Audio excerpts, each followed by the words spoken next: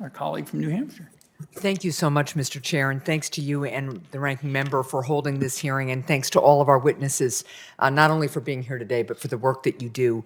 Dr. Keller, I want to start with a question for you. Too few individuals who have an opioid use disorder are receiving medication-assisted treatment, which is the gold standard for opioid use disorders. Access to treatment is limited by the requirement that providers obtain a special DEA waiver known as the X waiver in order to prescribe buprenorphine. Few providers have opted into this program, leaving even those patients who have insurance unable to access a provider in network. So how has the X waiver limited patient access to buprenorphine prescribing providers?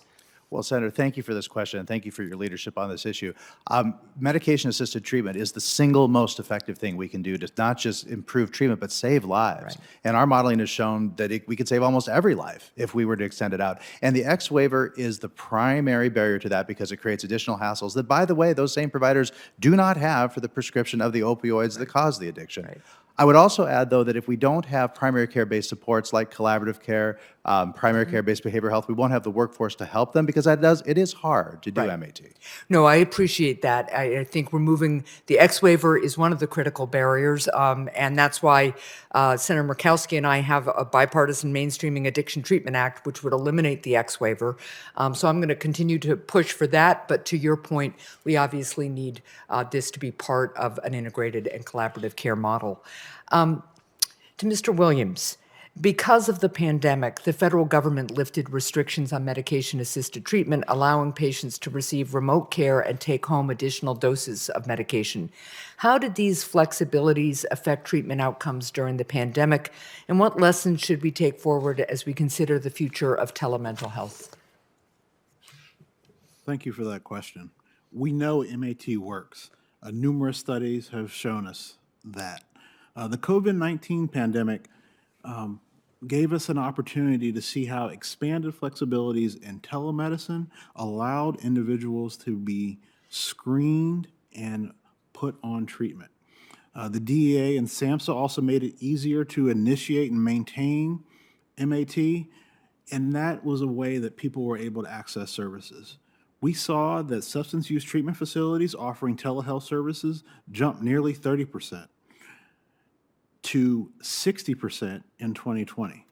For mental health facilities, the share grew from 38% to 69%. So there's a real growth in using these tools to access MAT in more effective ways.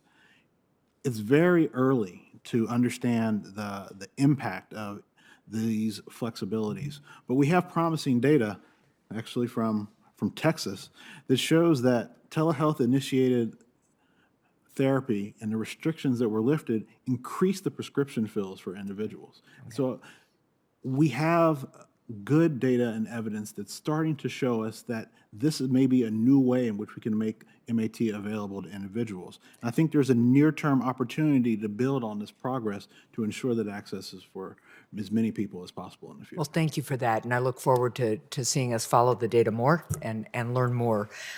Ms. Ratzliff, Dr. Ratzliff, patients are more likely to receive mental health care when primary care physicians and behavioral health specialists work together under one roof. This care integration breaks down barriers to accessing treatment and improves health outcomes, and I've certainly heard from both primary care docs and patients about the strength of these programs. What are the key design factors that make integrated care models work, and how can Congress better support those models? Thank you for this question.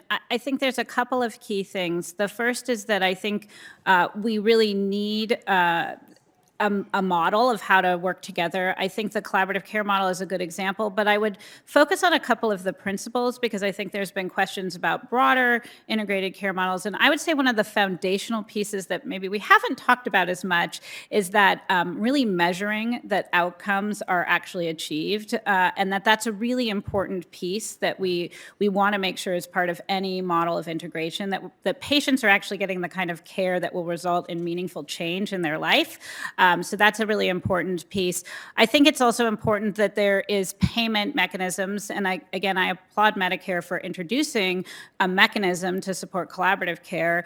But that really acknowledged that there's a lot of work in care coordination, in supporting each other as providers that's really critical to actually pay for. It's not the kind of care that we're used to paying for where it was only direct services, but I think continuing to think about how to expand mechanisms for practices to, especially those that accomplish good outcomes, to receive payment for that care that they're delivering. Well, thank you. Thank you for your work, and I'll submit a question for the record about integrated care in rural settings in particular. Thanks so much. I thank my colleague for good work on this. Our next two are going to be Senator Whitehouse and Senator Warren, and that will close the hearing. Senator Whitehouse.